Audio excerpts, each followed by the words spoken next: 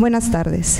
La Universidad Autónoma de Baja California, a través del Instituto de Investigaciones Culturales Museo, les da la más cordial bienvenida esta tarde a la conferencia semestral de la Maestría y Doctorado en Estudios Socioculturales, Desamordazando las Subjetividades, que en breves momentos impartirá nuestra invitada, la doctora Magdalena Trujano Ruiz, de la Universidad Autónoma Metropolitana Azcapotzalco, a quien damos una cordial bienvenida a este foro. La doctora Trujano es licenciada, maestra y doctora en Filosofía por la Universidad Nacional Autónoma de México. Cuenta con múltiples publicaciones de libros, capítulos de libros y artículos. Entre sus publicaciones podemos mencionar Más allá de la humanidad moderna, Búsqueda afirmativa de lo femenino en Rousseau y Marx y Reinvenciones del individuo, por mencionar algunas. Actualmente es profesora investigadora de la Universidad Autónoma Metropolitana Azcapotzalco y sus investigaciones académicas se centran en el pensamiento sociológico.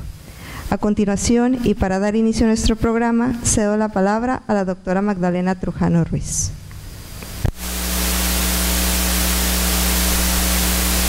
Muchas gracias. Les agradezco mucho la invitación. Como siempre, me encanta venir a esta universidad y sobre todo hablar con ustedes que trabajan los temas de la cultura de una manera especializada desde el análisis académico, porque siempre plantean puntos de vista que yo no alcanzo a ver ni desde la filosofía ni desde la sociología, que es donde me muevo habitualmente. Bueno, hoy lo primero que quisiera hacer es explicar ese título tan exótico que le puse a la conferencia, ¿no? Y el planteamiento, bueno, la explicación tiene que ver con el problema que quisiera trabajar. Es el tema de un artículo de investigación que se encuentra en proceso y se refiere al hecho de que habíamos estado acostumbrados a revisar y leer los problemas de la sociedad a partir de criterios y elementos lógicos racionales, y últimamente como sociedad, no solamente sociedad mexicana, sino en el mundo, estamos dando más importancia a los elementos subjetivos. Entonces el título, Desamordazando las subjetividades, tiene que ver con no tirar a la basura la racionalidad, sino con sumar a la racionalidad elementos subjetivos que antes siempre habíamos minimizado en la relevancia que tenían para el comportamiento social, para la explicación de las propias dinámicas individuales, para la confrontación respecto del deber ser que nos imponían los estereotipos sociales, y donde ahora nosotros apelamos a simplemente no quiero eso, no me gusta, no lo voy a hacer porque no estoy de acuerdo con tal situación. Entonces, desamordazando las subjetividades implica esta idea de dejar de pensar solo la acción social desde la racionalidad y comenzar a pensarla incluyendo elementos de subjetividad. La reflexión general tendría que ver entonces con la recuperación de lo que sería recordar, mejor dicho, cuáles son los elementos a partir de los cuales se define lo que es la ciencia. Específicamente, el nacimiento de la ciencia en el siglo XVI implica construir una idea de objetividad que está fundada en el que solamente vamos a explicar los hechos que podamos ver y que nos consten a todos. A partir de este hecho de objetividad se construye entonces una experiencia que es reproducible por todos los demás, y este es el elemento que nos aleja entonces de las explicaciones de tipo teológicas o inclusive de las explicaciones de tipo metafísicas. Solamente vamos a hablar de ciencia cuando todos podamos comprobar el fenómeno en la realidad. A partir de esta idea, entonces, la objetividad se convierte en el núcleo duro o en el basamento, a partir del cual se construyen elementos de explicación sobre los procesos tanto de la naturaleza como de la sociedad. En este contexto, la subjetividad es un factor que entra y que golpea para, digamos, reiterar elementos de fe o para reiterar elementos de credibilidad que tenían que ver con facetas de la religión y que no son adecuadas o compatibles con la objetividad. Esto es lo que hace que se escinda la concepción entre los elementos de objetividad científicos y todos los otros elementos que quedan catalogados como subjetivos, o sea, no objetivos, y por lo tanto devalorados para el análisis científico. Entonces, cuando se inicia la reflexión sobre ciencia social a mediados del siglo XIX, las explicaciones fundamentalmente están recuperando esta idea de que debe de hablarse de los datos que son objetivos, aquello que puede verse, aquello que es reiterado, aquello que se presenta con regularidad en las sociedades. Y entonces no solamente estamos hablando de un enfoque analítico objetivo, sino también estamos hablando de un enfoque en el cual se está especializando o se está rastreando, mejor dicho, una lógica de homologación. Estamos hablando de lo que sucede en general en una sociedad. Y los datos individuales, que son los datos que nos diferencian de persona a persona, van siendo minimizados porque son datos subjetivos y esos datos no nos interesan, ¿no? Vamos a hablar de lo que nos homogeniza. Entonces, en este contexto, digamos, se construyen estereotipos de culturas nacionales que tienen ciertos elementos característicos, típicos, prototípicos de cada una de ellas, y que van haciendo o construyendo una identidad colectiva. Estas identidades colectivas se presentan como moldes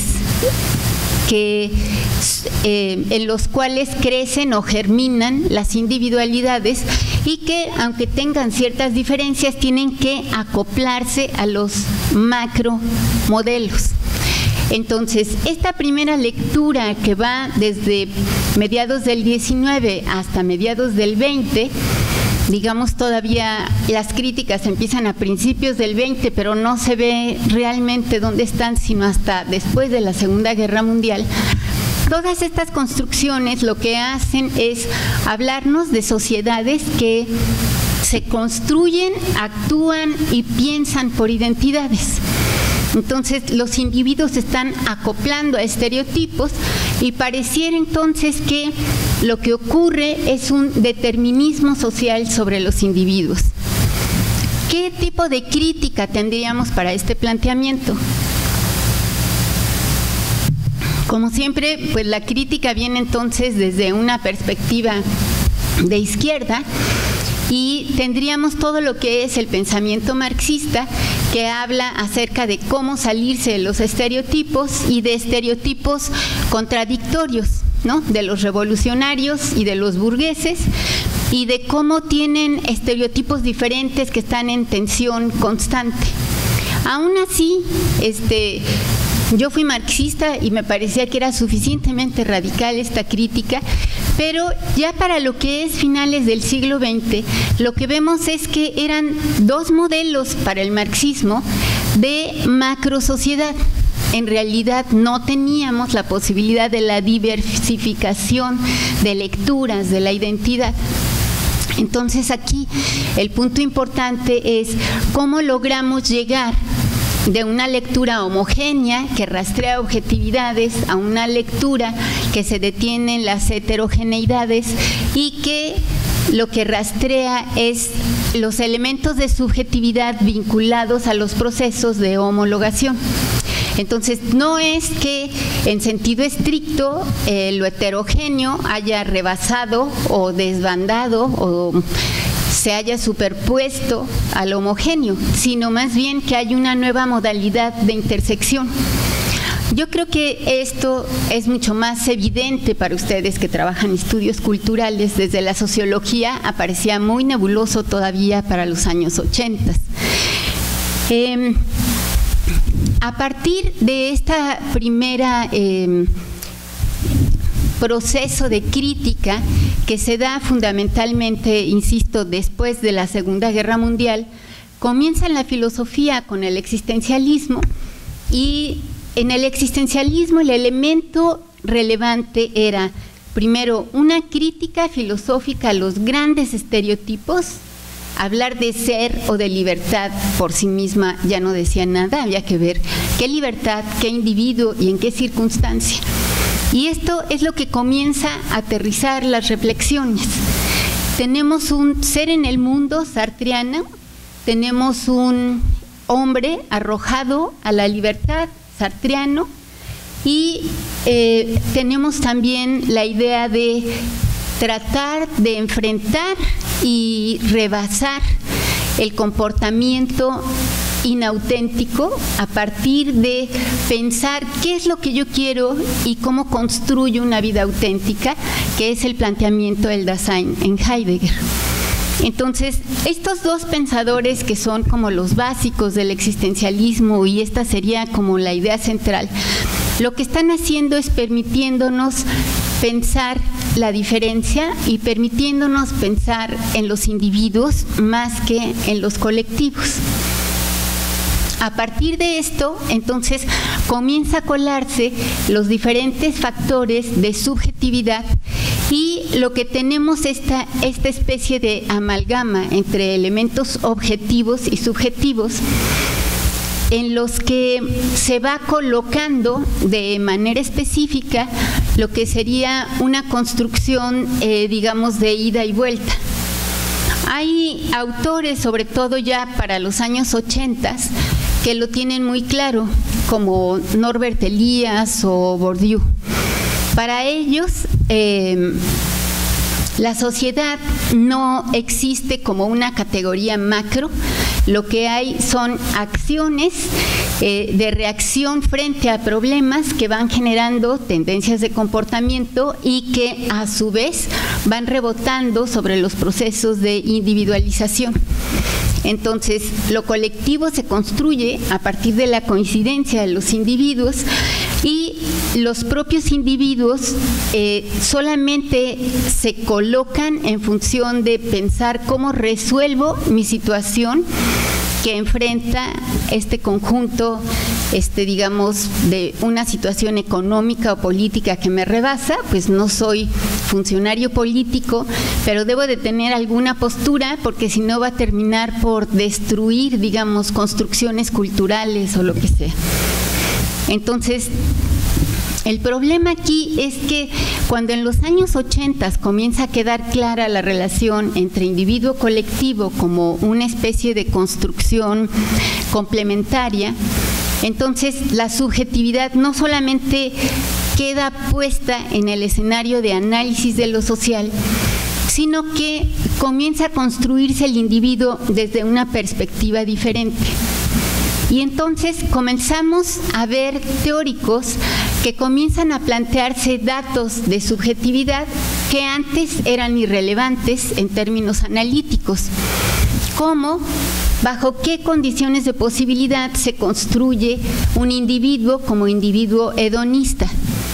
Entonces, dejar de preguntarse qué es lo que tengo o debo de hacer y comenzar a preguntarse qué es lo que quiero hacer, es lo que define a las generaciones después de los años 60, después de las tres grandes movilizaciones sociales, feminismo, pacifismo, ecología, donde hay una conciencia sobre el impacto de las acciones individuales, colectivas, sobre los procesos de construcción sociocultural del mundo, no solamente de mi región y de mi país, sino ya de impacto planetario. Tanto pacifismo como ecología están evidenciando este macro impacto del cual antes no habíamos sido tan conscientes, por lo menos. Sabíamos que existía, pero no sabíamos qué tan inmediata era el resultado. Estos dos movimientos lo que hacen entonces es traer la dimensión de lo global al mundo de lo inmediato. Y entonces,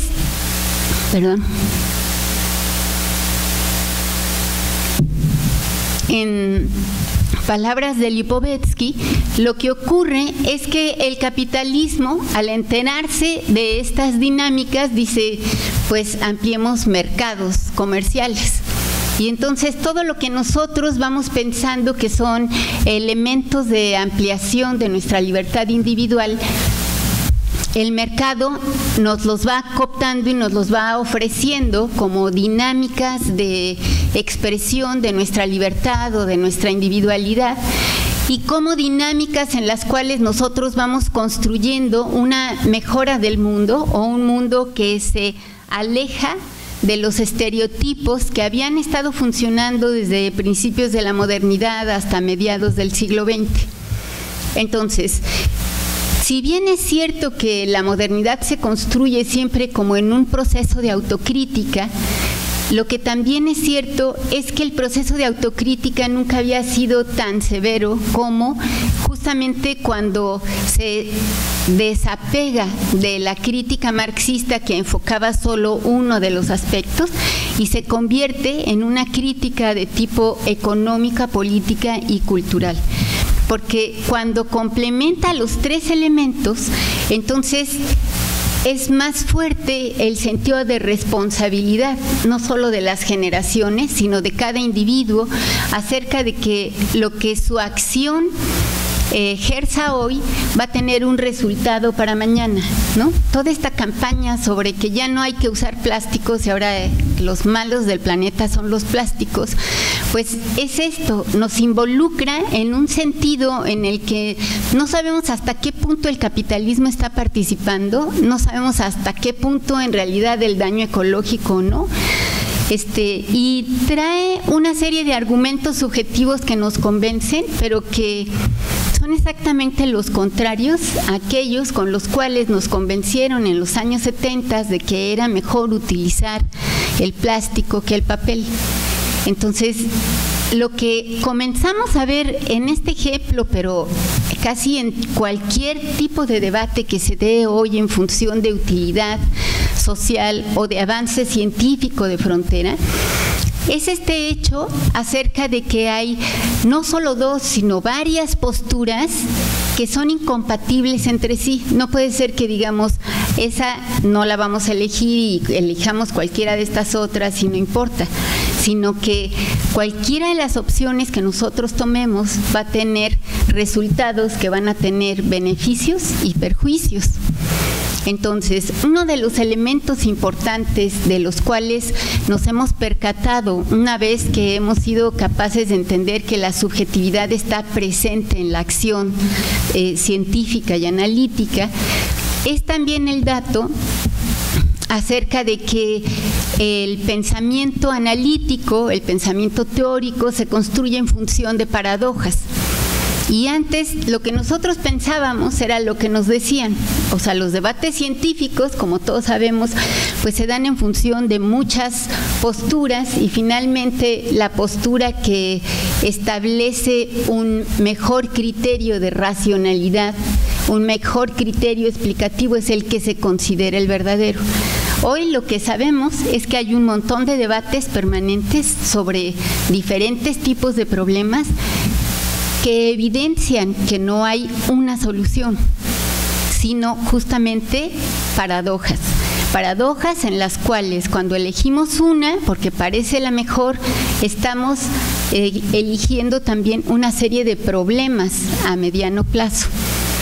Entonces, esta conciencia acerca de que no solamente tenemos beneficios, de que el conocimiento científico no solamente resuelve, sino que también genera problemas sociales, es el dato fundamental ante el cual la sociedad en su conjunto se vuelve crítica, pero también se vuelve responsable.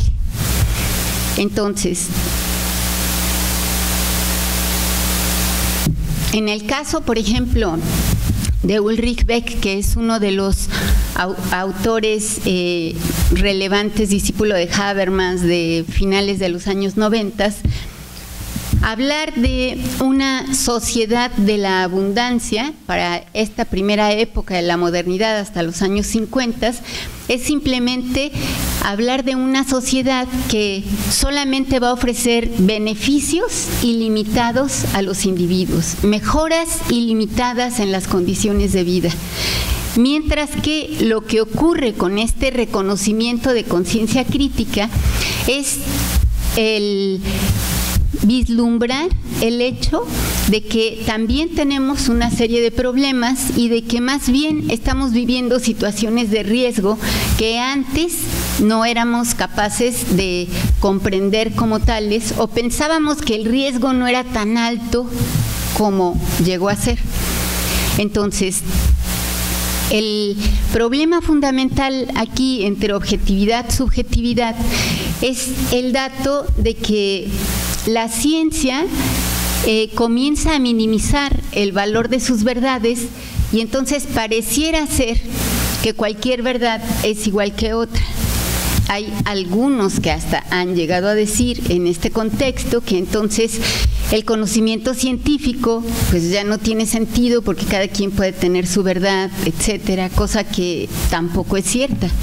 Pero lo que sí es cierto es que ahora estamos todos mucho más involucrados en todos los procesos de reflexión que llevan a la toma de decisiones respecto de cuestiones importantes, como sí o no a la industria genética, por ejemplo, ¿no? O qué tipo de avance genético sí y cuál no. Bueno, esto, digamos, es como una primera fase de despertar de una conciencia colectiva globalizada que la vemos cómo va funcionando y a la cual se le atraviesa en los años 80, 90 la cuestión de la que se llama la última ola de la tecnología científica, que son las comunicaciones por internet y la web. Entonces, el resultado de esta interjección es justamente el hecho de que al hacer las comunicaciones mucho más eficientes al punto de la inmediatez, lo que ocurre es que no solamente estamos más informados y estamos más saturados de información, sino que al estar más informados nos sentimos más responsables. Aunque no estemos informados, sentimos que deberíamos de habernos informado. Entonces, el problema de la conciencia colectiva es un problema de conciencia que crece, pero es un problema de conciencia que crece bajo unas condiciones socioculturales que ya no son la de formulación de estereotipos y seguir estereotipos, sino más bien es la ruptura de los estereotipos, la búsqueda de las acciones que nos hacen sentir bien y no solamente cumplidos, y sentir que estamos actuando en beneficio del planeta, ya no nada más en beneficio de nuestra familia. Y esta es una responsabilidad muy grande que cargan los individuos de hoy, pero es también una construcción de conciencia que se va dando en las propias redes sociales. Un elemento importante que yo creo que no se ha estudiado lo suficiente es que hemos estado viendo cómo se genera la comunicación y cómo hay, por ejemplo, datos acerca de noticieros que recuperan videos de personas que estuvieron cerca de alguna noticia, que no sabían si iba a ser la noticia del día y que después aparecen en televisión, ¿no? Son, digamos, elementos impensables para los años 70 o todavía los 80, donde nadie andaba con una cámara portando todo el tiempo y por lo tanto no podía documentar acontecimientos fortuitos. Esto nos lleva a una construcción cultural que tiene que ver más con una especie de multivigilancia. Entonces, ahí donde hoy nos quejamos porque las cámaras de vigilancia, por lo menos en la Ciudad de México, están ya en muchas de las esquinas, por no decir casi todas las esquinas, y que ya nadie puede hacer ninguna acción porque va a ser visto y entonces lo van a detener enseguida y no sé cuánto. Yo creo que es un fenómeno mínimo respecto de la gran capacidad de vigilancia que tenemos todos como comunidad al andar portando un teléfono que nos permite tomar videos de las acciones de injusticia o de violencia que fortuitamente ocurren cerca de donde nos encontramos. Y entonces, al comenzar a documentar esto, lo que nosotros hacemos es rebotar en términos macro sociales un efecto en el cual, por ejemplo, la policía ya no puede decir que esos policías no golpearon al tipo que creyeron que iba a robar, porque ahí está el video donde lo están pateando y lo bajan de una moto o de lo que sea, ¿no? Entonces, hay como una especie de contracción de los espacios de impunidad que vamos generando nosotros como colectivo cuando nosotros vamos subiendo estos videos. Lo que quiero decir con este ejemplo es que hay una especie de retroalimentación en la que comenzamos a entrar en los espacios de las redes sociales construyendo una subjetividad diferente que iba guiada por las acciones hedonistas, que tenía que ver más bien con compartir entre amigos y que después comenzó a mostrarse como con cierta utilidad social ocasional. Y luego resultó que la utilidad social ocasional se convirtió en una tendencia cultural de exhibición de escenas de impunidad. Y que esto efectivamente tuvo una repercusión en que disminuyeran los casos de impunidad. Entonces, nosotros como individuos, al estar buscando una cosa, en realidad vamos encontrando otras modalidades de construir socialización. Y esta socialización atiende a diversos factores, porque no son nada más la comunicación o no son los problemas sociales que sabemos que todos tenemos, sino el darnos cuenta, por ejemplo, que todas las sociedades tienen el mismo tipo de problemas de impunidad o de robo de presupuesto público, ¿no? O de crimen organizado, o de violencia con armas, o la otra que es un elemento fundamental de cambio de la estabilidad social, que es la contracción del mercado laboral, y por lo tanto enviar a la población que se queda sin trabajo a buscar otras modalidades de trabajo que son, digamos, fuera de los parámetros cobijados por la legalidad, las prestaciones y lo que estábamos acostumbrados a hacer.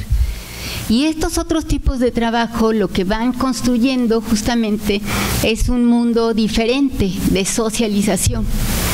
Y entonces comienzan a empalmarse estos diferentes tipos de socialización y comienzan a exhibirse de manera múltiple en las redes sociales.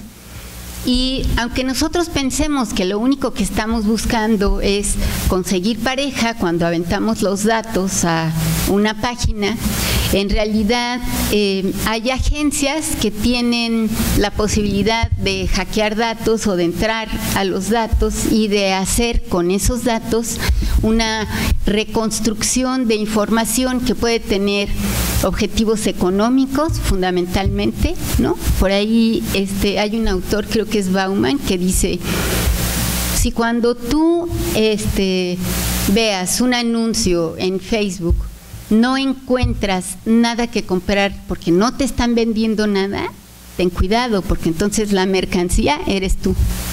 O sea, te están usando.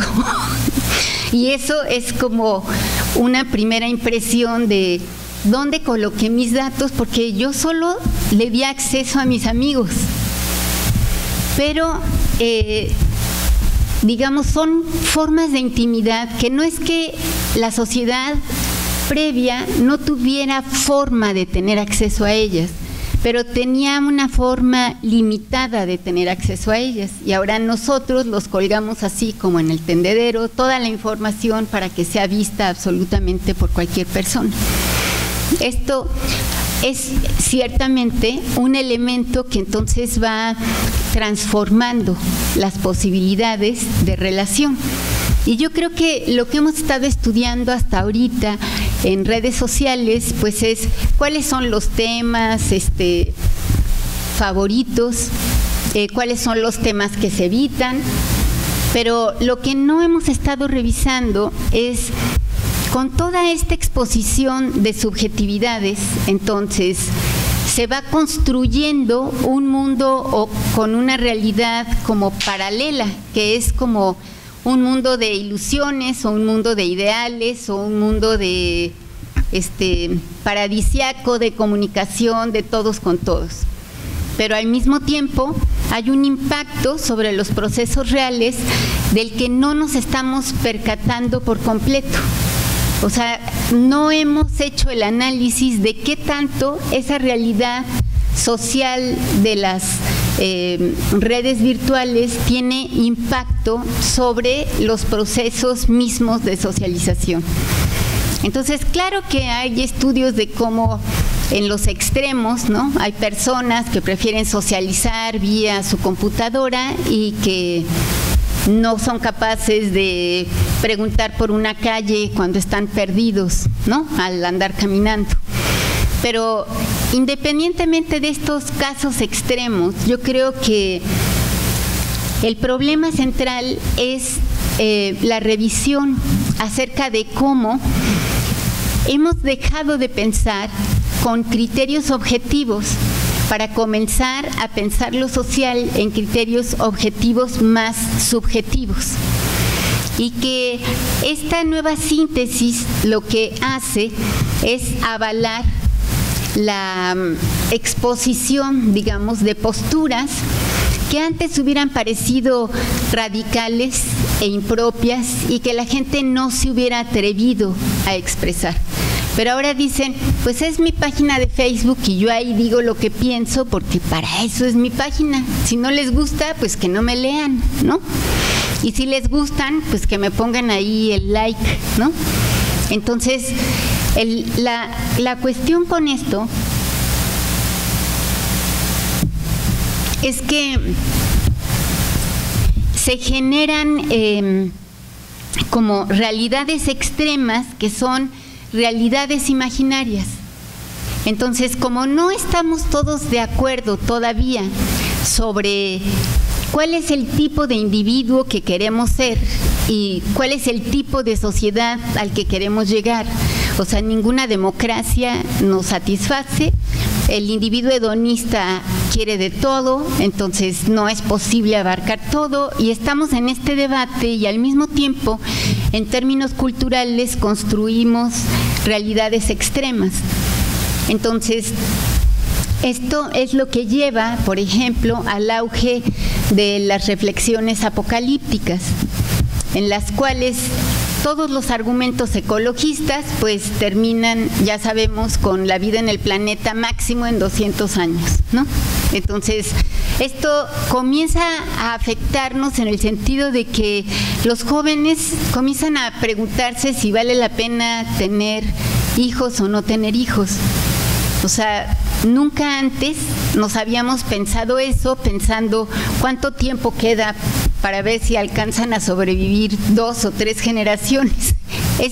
Son conceptos absurdos, pero que al mismo tiempo están remodelando las relaciones en la conyugalidad.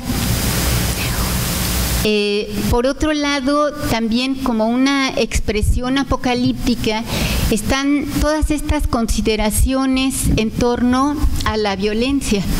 O sea, quizás no se va a acabar el planeta porque antes lo vamos a destruir nosotros mismos, ¿no? Mediante guerras o virus que nos dejan en calidad de zombies o cualquiera de estas cosas, ¿no? Entonces, digamos que el problema es que no sabemos nosotros a ciencia cierta hasta dónde los gobiernos y las pugnas entre ellos son capaces realmente de producir un desastre que sea un desastre de todo el planeta. Y cada vez tenemos más conciencia de eso.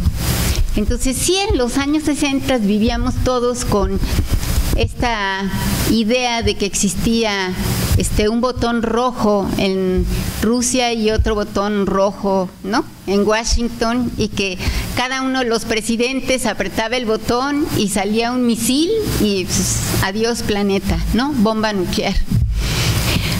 Pero a pesar de todo, sabíamos que era una guerra fría.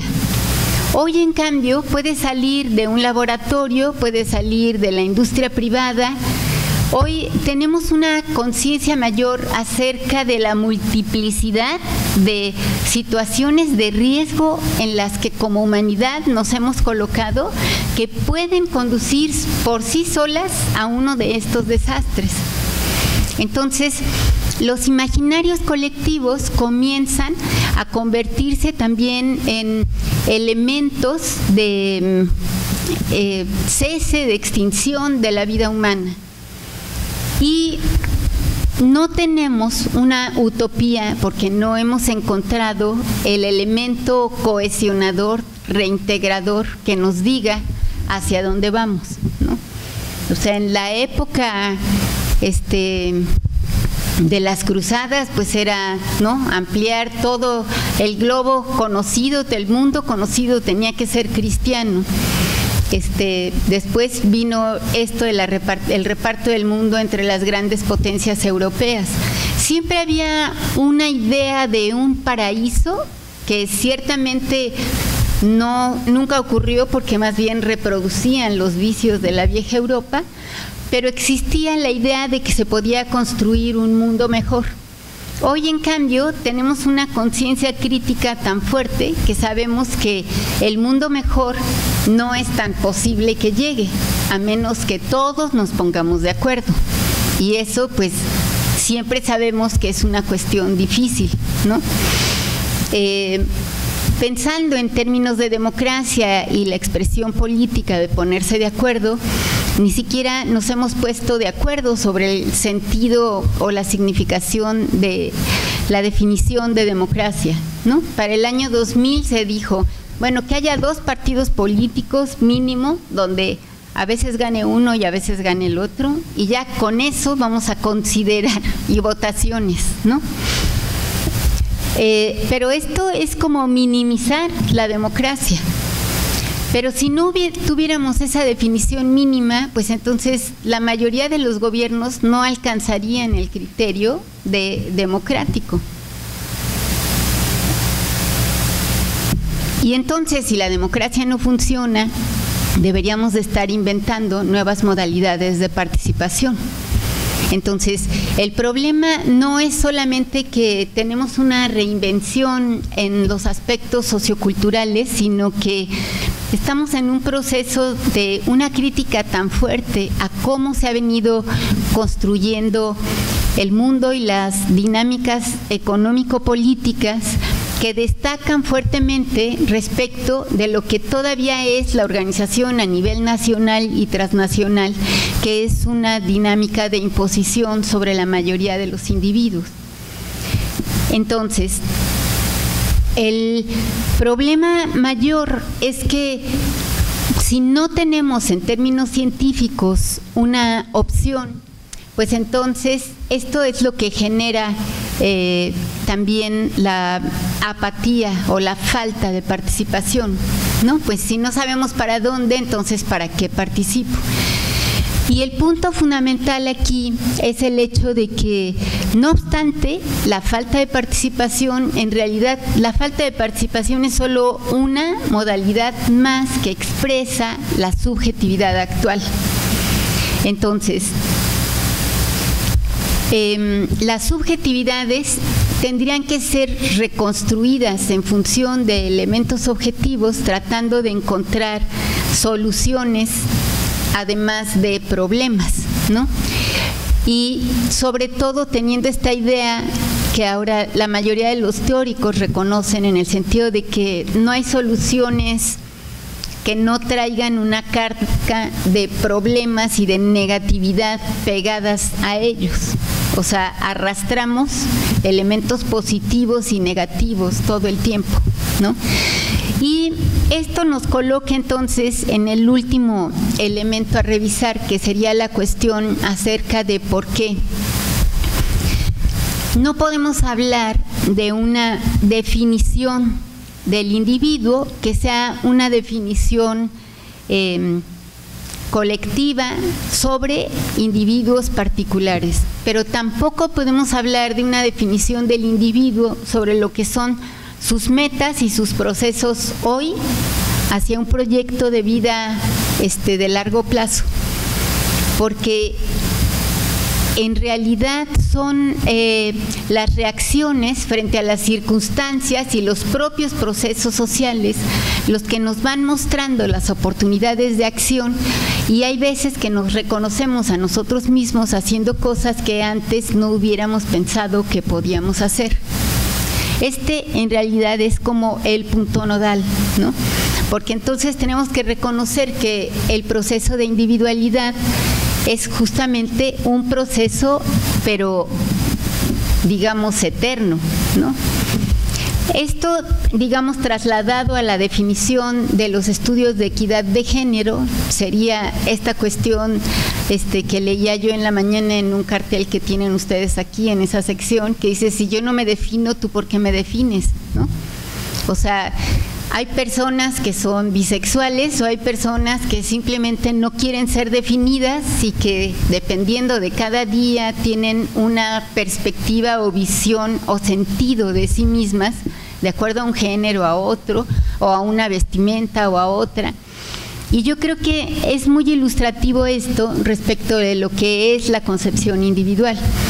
Digo, todos estamos, yo trabajo en una universidad, ustedes están aquí y hay un proyecto académico, pero por ejemplo, iniciar un proceso de investigación implica que tenemos un marco que es un índice que me aprobaron, y del índice que me aprobaron a lo que termina siendo el resultado de la investigación, a veces no hay punto de comparación, ¿no?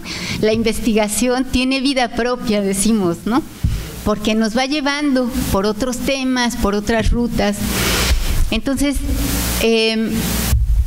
yo creo que no es esto de la maleabilidad explicativa, analítica, comprensiva, no es una cuestión solamente que obedezca a que hoy damos más énfasis o damos atención a la subjetividad, sino más bien porque ahora reconocemos que inclusive los procesos de objetividad, los procesos racionales, son procesos de construcción que se van dando con el tiempo y que no podemos hacer predicciones de largo plazo. Esto es lo que hace que las profecías apocalípticas tengan auge, porque parece ser que lo que está más alejado en el tiempo, que es la destrucción, es lo único sobre lo que sí podemos tener certeza, aunque lógicamente, objetivamente, pues no, es igual de improbable que lo que va a pasar mañana. Entonces, son más bien como construcciones fantasmas que nosotros vamos creando. ¿Cómo podríamos hacer para recuperar un sentido de comunidad que estuviera vinculado a la resolución de otros problemas? De problemas reales y de construcción de procesos de socialización colectivos.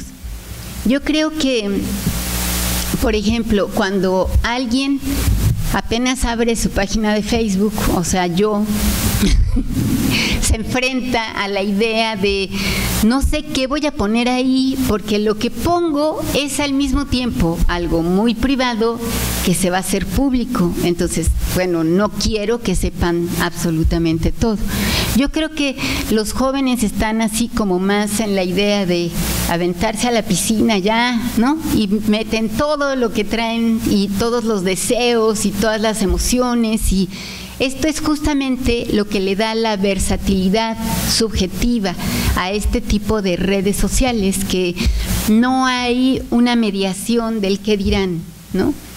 Y que no hay tampoco tanta autocrítica sobre cómo me van a ver los otros, puesto que es una construcción que a su vez puede ser remodificada, ¿no? Como en el caso de los memes, por ejemplo, ¿no? Donde alguien comienza con una frase para ironizar una situación de la vida real, y después esa frase ya tiene monitos, y después ya es un diálogo y termina en una caricatura condensada de una sola imagen. O sea, hay formas muy creativas de expresar la subjetividad en síntesis, que puede ser crítica y que puede ser incisiva sobre los problemas a los cuales nos estamos enfrentando, y que yo creo que esta sería justamente la tónica que deberíamos de recuperar, ¿no? En términos de país, o sea, yo, aunque creo que sí tenemos muchos problemas, a mí me parece que la atención comunitaria es uno de los elementos que por lo menos todas las licenciaturas de Ciencias Sociales y Humanidades atienden mucho. Y atender implica también generar conciencia social sobre los familiares, los amigos, porque uno va y cuenta lo que está haciendo, y esto se va haciendo como expansivo. Pero no creo que sea así en todas partes del mundo, y yo creo que esto sería como una modalidad, digamos, de respuesta a transformar los poblados que tienen mayores condiciones de rezago social.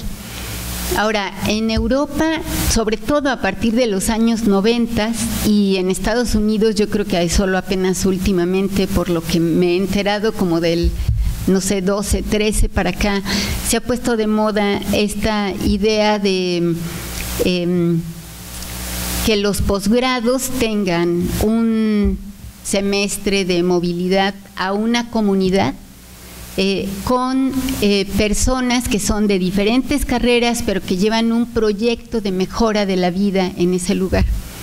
Y yo creo que sí está bien, pero realmente nos están copiando la idea.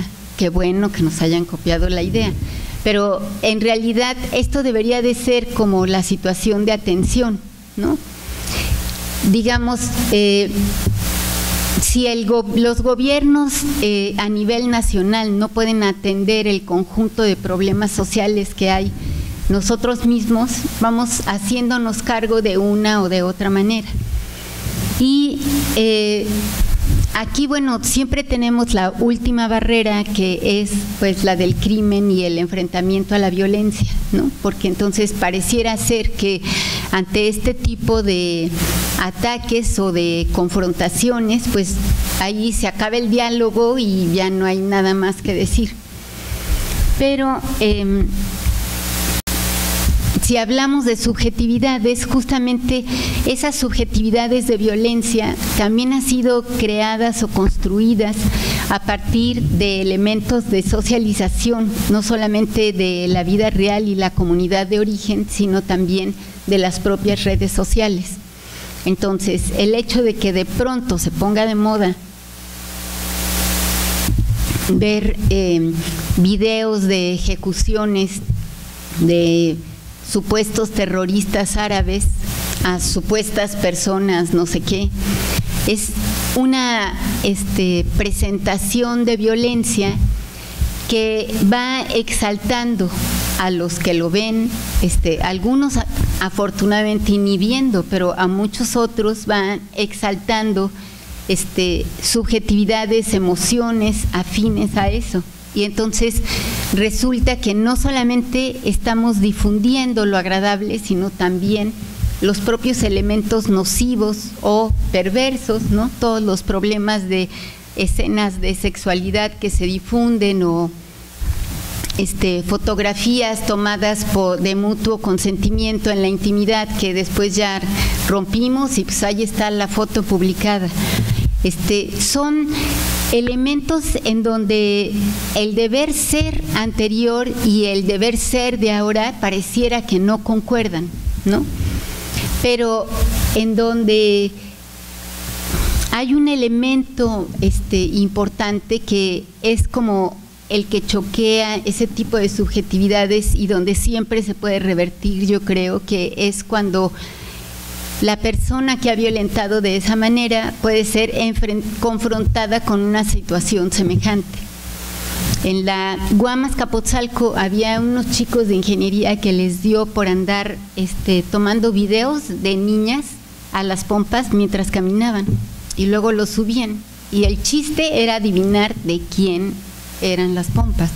Entonces las niñas se enojaron y crearon una red social y entonces sabían más o menos en qué pasillos y entonces lo que hicieron fue que mientras que unas se pusieron de anzuelo, allí iban los niños atrás tomándolas y por acá estaban su amiga fotografiando al tipo y entonces lo subieron a Rectoría General, a Rectoría de Unidad, mandaron traer a los niños, les dijeron que los iban a expulsar y no sé cuánto, y eso se frenó, ¿no? No solamente hicieron eso, sino que subieron a la red, se llamaba algo así como guerreras, pero tenía otra, guerreras virtuales o algo así por el estilo. Y cuando subieron todas estas fotos, entonces lo que pasaba es que cuando los chicos iban por el pasillo, se hacía así un vacío alrededor de ellos, porque los otros muchachos no querían que los vieran cerca, no vaya a ser que piensen que yo también les estoy tomando el video y yo no soy así, ¿no? Y las niñas, porque no vaya a ser que me esté tomando a mí. Y entonces ellos después se fueron a quejar con el rector porque gracias a todas las cosas que habían pasado, los habían señalado y ahora ya nadie quería hablar con ellos y no podía, y todos dijeron pues se lo buscaron, ¿no? O sea, ellas en realidad no estaban tomándoles fotografías de ninguna parte, ¿no? Entonces, yo lo que considero es que hay ideas atinadas como comunidad que podemos ir difundiendo y que, digamos, como colectivo podemos irnos pasando los tips, ¿no? Y bueno, para terminar quería poner el ejemplo de un video que se puso de moda. A mí me habían dicho que lo viera y apenas lo acabo de ver, que se llama Nada es privado. Es un documental inglés, o sea, de Union King, de la consultora política que se llama Cambridge Analytica. Y lo que hacía la gente de esta consultora es que cuando iba a haber un proceso electoral en algún país, entonces se metían previo el proceso de, digamos, precampañas y todo esto, a revisar en el país y en las regiones las cuentas de Facebook. Y a partir de esto establecían más o menos cuáles eran los dos candidatos más fuertes con posibilidades de ganar. Y después iban y hablaban de acuerdo a lo que ellos consideraban que podía ser la posibilidad de manipulación de los votos indecisos para mandárselos a alguno de los dos candidatos. Y entonces, o sea, no siempre se podía a cualquiera de los dos, ¿no? Entonces hablaban con el candidato que podía ganar y le cobraban un montón de dinero a cambio de que ellos lanzaran estas campañas. Entonces, fundamentalmente la participación que hizo Crisis pues fue la de Trump contra la Clinton, ¿no? Y lo que generaron fue una campaña de desprestigio contra Clinton para que pudiera salir Trump. Entonces, en el mismo documental señalan algunas otras campañas, y de lo que uno se da cuenta, bueno, lo que ellos alegaban en su defensa es que ellos en realidad no estaban construyendo el voto definitivo. Ellos simplemente estaban manejando con campañas de prestigio, desprestigio, la opinión de los indecisos. Entonces, esto se me hace que es un dato muy importante porque nos hace ver cómo somos más susceptibles de creer en estos elementos que no son elementos reales, ¿no? De decir tal persona es corrupta, pero pues en realidad, a ver, ¿dónde estuvo la corrupción? ¿Qué fue lo que hizo y a poco los otros no lo habían hecho? ¿No? Es una concepción como de que nos vamos con el chisme subjetivo, ¿no? Y el problema entonces es que sí, si bien hay una prevalencia de las subjetividades, pues al perder el balance, lo que hacemos es que dejamos de ser críticos para dejarnos llevar por lo que parece. Entonces, lo que yo quisiera señalar es que creo que tendríamos que analizar más cierto tipo de campañas o de chismes o de fake news que van apareciendo en redes sociales y que van normando el criterio como en función de creer que siempre van a ser ciertos, ¿no? Porque a partir de esto, entonces, siento que lo que se está promoviendo es que hay una intervención de una agencia privada, o al rato van a ser políticos o capitalistas, empresarios, para que nosotros hagamos tal o cual cosa. Entonces, en lugar de que esas redes sirvan para que nosotros nos expresemos y nosotros enfrentemos, digamos, a las grandes compañías o a los grandes representantes del poder, en realidad ellos van a comenzar a venir encima de nosotros, ¿no? Entonces, el punto aquí es que yo considero que habría que hacer un análisis más puntual respecto de cuáles son el tipo de noticias en las que estamos creyendo, por un lado, ¿no? O sea, catalogar en función de diferentes páginas o diferentes fuentes, cómo se va procesando la noticia para tener idea real de qué es lo que ocurrió, lo que antes hacíamos cuando leíamos muchos periódicos para saber exactamente qué podría haber pasado, ¿no? Y por el otro lado, no descartar los elementos de objetividad, porque finalmente los elementos objetivos son aquellos elementos sobre los cuales no podemos construir realidades que sean completamente imaginadas, ¿no? Entonces, hay que tomar en cuenta que existe este balance, pero hay que posicionarnos a sabiendas de este balance, ¿no? Bueno, yo lo dejaría aquí. Como ustedes son de culturales, sí me gustaría que, si tienen comentarios, pudiéramos dialogar un poco sobre esto.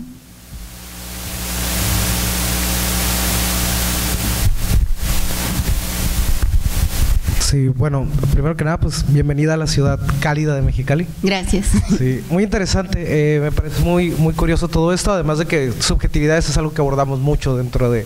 Yo soy aquí de la maestría en estudios socioculturales. Entonces, yo tenía una duda sobre cómo manejaría dentro de este análisis o esta propuesta que está haciendo la cuestión de la ideología, entendida como como un sistema, o repertorios de órdenes simbólicos o de cuestiones así que pueden organizar, modelar y, pues digamos, reproducir ciertos órdenes también subjetivos y, digo, objetivos y prácticos.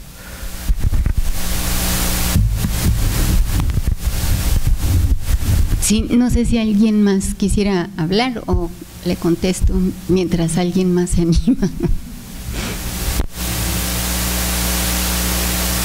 Bueno, lo que yo sí he notado es que hay como una emergencia otra vez de la categoría de ideología, que antes estuvo muy limitada a lo que era la definición desde el marxismo, ¿no? Como una falsa comprensión de la realidad. Y digamos ahora el uso es más bien, como tú lo defines, como un conjunto de ideas desde una perspectiva o desde un posicionamiento. Y entonces aquí yo creo que más bien lo que veríamos sería justamente la proliferación de ideologías en función de cuáles son los presupuestos en base a los cuales, yo diría presupuestos culturales desde los cuales uno orienta su comprensión del mundo y su actuación, ¿no? Y entonces en este contexto entenderíamos, por ejemplo, cómo es que comienzan a expresarse los grupos de reivindicación de las minorías de la supremacía blanca, ¿no? O sea, son hechos impensables. O sea, mientras que avanzó toda la cuestión de los derechos humanos y la Butler hablaba de la incorrección política y las feministas, y entonces la incorrección política hacía que te callaras porque ya te estabas viendo muy mal y estabas expresando una subjetividad mal colocada de la que ni te dabas cuenta. Pero con la intervención de CISEC, justamente en función del apoyo de estos grupos y después de muchos otros grupos violentos, extremistas, minoritarios, lo que aparece en términos teóricos es que cualquiera puede reivindicar su postura. Y bueno, pues aquí lo primero que hay que ver es exactamente de qué postura se trata, ¿no? Porque también, por ejemplo, hay posturas políticamente incorrectas al revés, ¿no? De mujeres que acosan hombres y luego van y los acusan de acoso para vengarse, ¿no? Pero el dato fuerte aquí es como la observancia sociocultural, ¿no? Igual que los chicos estos que tomaban los videos de las niñas, lo que hay, o sea, ya de manera inevitable, es una observancia sociocultural en la cual todos nos vamos acomodando. Y yo creo que aquí el problema es que los que gritan más parece que son los que son muchos, cuando en realidad no. O sea, la mayoría de los políticamente correctos estamos callados oyendo cómo gritan por allá los de la supremacía blanca o por acá los misóginos, y hemos construido una mayoría de cultura de equidad de género que no se oye porque estamos acoplados y no nos interesa estar discutiendo con esos. Entonces, en el discurso, ¿qué es lo que se muestra? Ese es el problema, que entonces parece que lo que son los procesos de integración no se ven porque estamos acoplados y no tenemos que reivindicar. Los que se ven son los desacoplados de los extremos, ¿no? Y entonces no es porque sea una ideología mayoritaria, sino más bien pues porque son los que gritan más. Entonces aquí otra vez a lo que hay que estar atento es a de dónde vino la noticia, quién la dijo, bajo qué circunstancia, y tenemos que ser cada vez más críticos y procesar más las noticias, ¿no? Gracias. Sí. Ay, bueno. Es que no tenía, ayer que más o menos me comentabas de qué se iba a tratar la conferencia, no tenía muy bien la idea, pero ahora quedo aterrorizada realmente, porque implica no nada más tomar una postura crítica, sino cuestionar nuestra propia postura crítica, ¿no? Y a partir de eso también empezar a cuestionar no solamente las fake news, sino las real news también, ¿no? ¿Por qué está saliendo esto de los plásticos, ¿no? Me pegó particularmente el asunto de los plásticos, porque el malo ahorita es el plástico. Porque nos están pidiendo que regresemos a rollos de resiliencia, de autosustentabilidad, que no necesariamente tampoco son la salida, ¿no? ¿A quién le estamos jugando el juego? ¿Qué consumimos? ¿Cómo lo consumimos? ¿A partir de qué? Pero también cómo eso nos va pegando en términos identitarios, culturales, económicos, políticos, etcétera. Y de pronto me hace pensar un poco en Baudrillard, ¿no?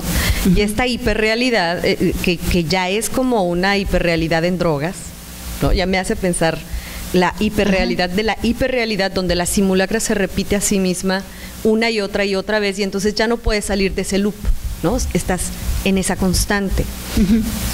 ¿Cómo le hacemos para no enloquecer? O sea, en términos de análisis sociocultural, si, por ejemplo, lo ves desde las identidades, ¿cómo cuestionas? Yo incluso cuestiono lo objetivo, ¿no? Porque finalmente cuando estás haciendo análisis social eres atravesado por el otro. Entonces, invariablemente tu subjetividad se va embarrada en el análisis, ¿no? Pero, ¿cómo llegas a un proceso de análisis en el que tu postura crítica está siendo también cuestionada por ti mismo, sin incurrir en maniqueos? O sea, ¿cómo le hacemos para poder localizar este desamordazamiento, pero sin terminar volando, ¿no? O sea, sin terminar haciendo como una filosofía de la filosofía que es imposible de aterrizar en términos concretos, porque finalmente lo sociocultural tiene esta capacidad, ¿no? De aterrizarse, de hacerse transversal y todo este asunto. ¿Cómo lo logramos? ¿Cómo hacemos ese vínculo o ese brinco metodológico entre todo este procesamiento filosófico y el análisis, con ya atravesarlo y aterrizarlo a lo sociocultural? Porque entra en pánico, sí entra en pánico.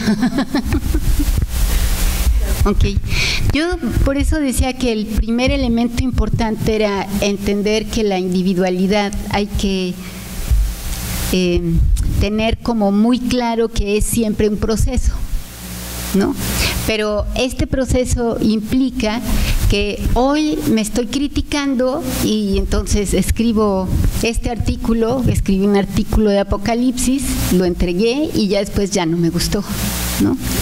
Entonces, cuando no me gusta es exactamente donde estuvieron los problemas de sustentación teórica o de sustentación empírica, y en ese momento es cuando se puede mejorar la idea.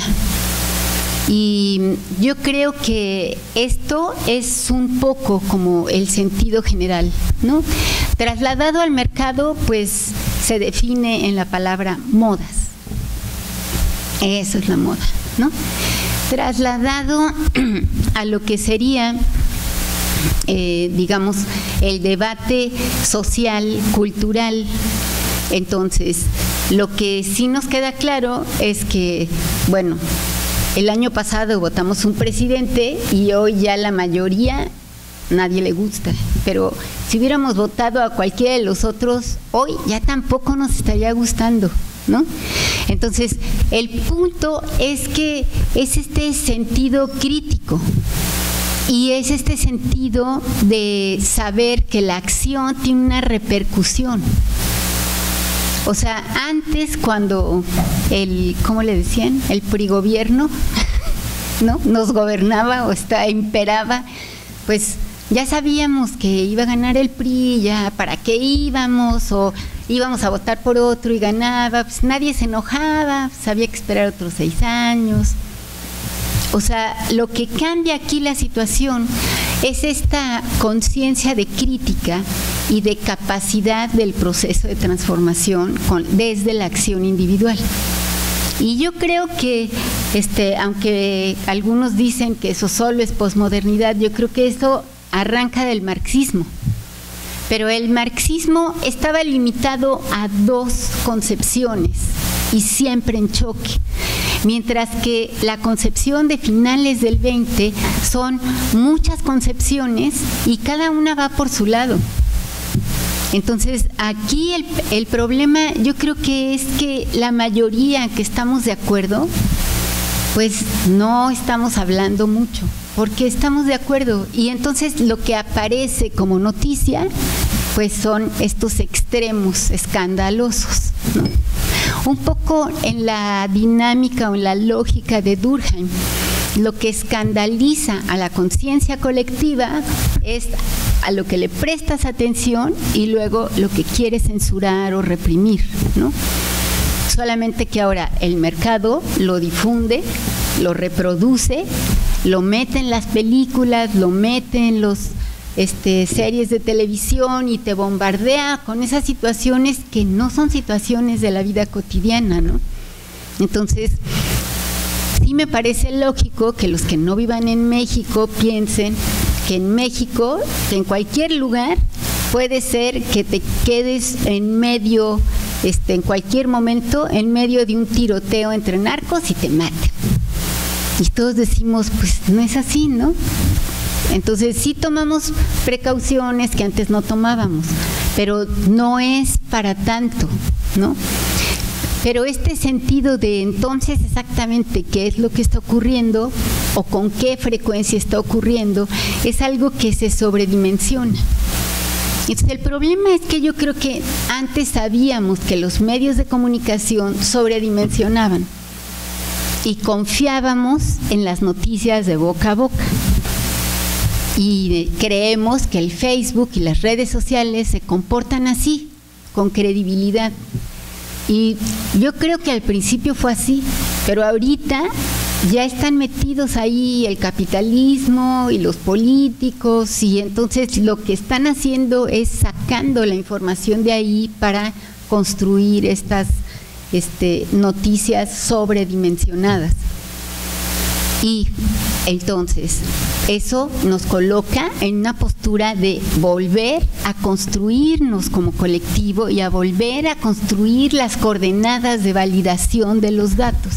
Entonces, lo que antes era que lo teníamos claro, ahora es un proceso de autoconstrucción continua, porque en cuanto se dan cuenta nos roban la idea y ya nos la vienen a vender. Y nosotros decimos, ¿por qué tenemos que comprar una idea que nosotros mismos habíamos inventado antes, ¿no?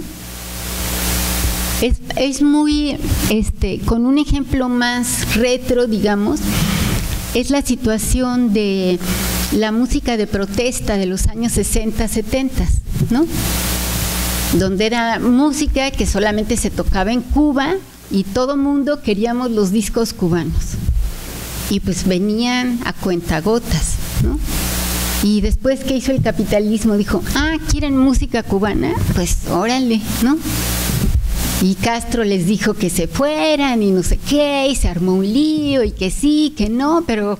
Y nos inundaron, el capitalismo nos inundó de discos, de música de protesta. ¿Y quiénes ganaban? Pues las disqueras, ¿no? Entonces, no era... Nosotros los comprábamos por el contenido revolucionario, la idea de libertad, etcétera.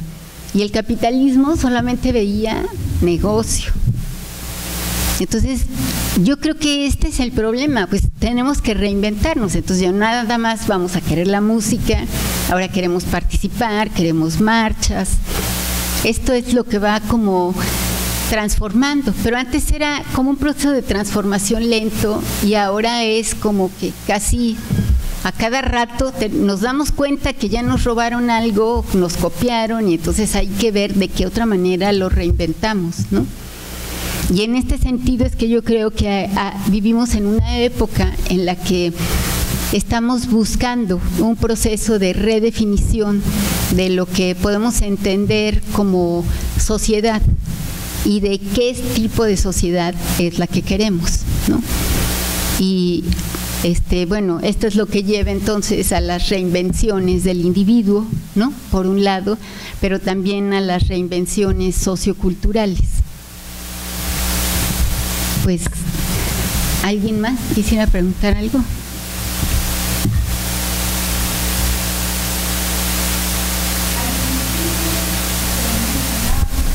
Que hay unas identidades colectivas donde crecen o germinan las subjetividades.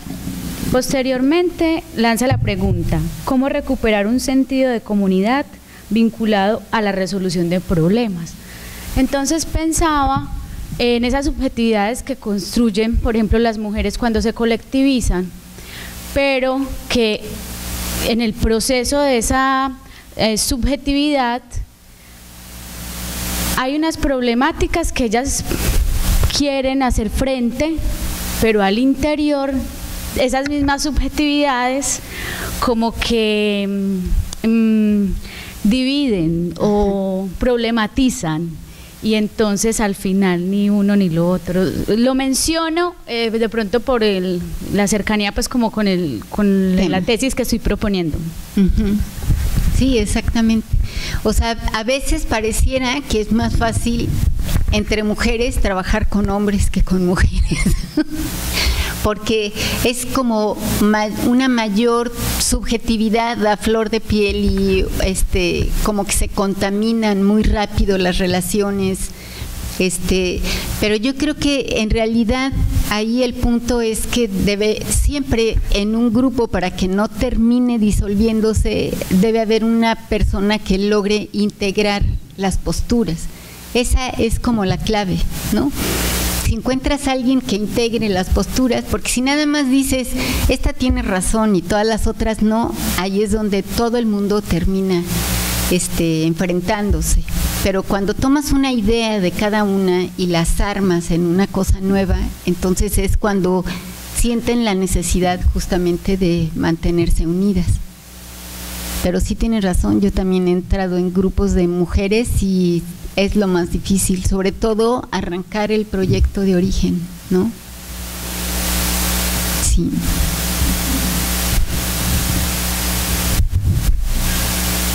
¿Alguien más?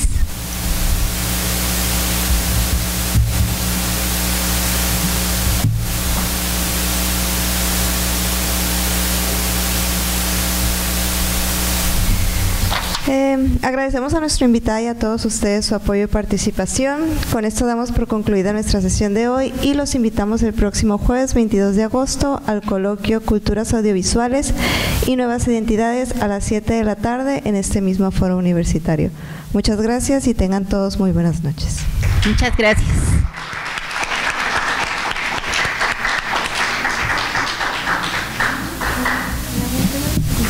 Ay, muchas gracias.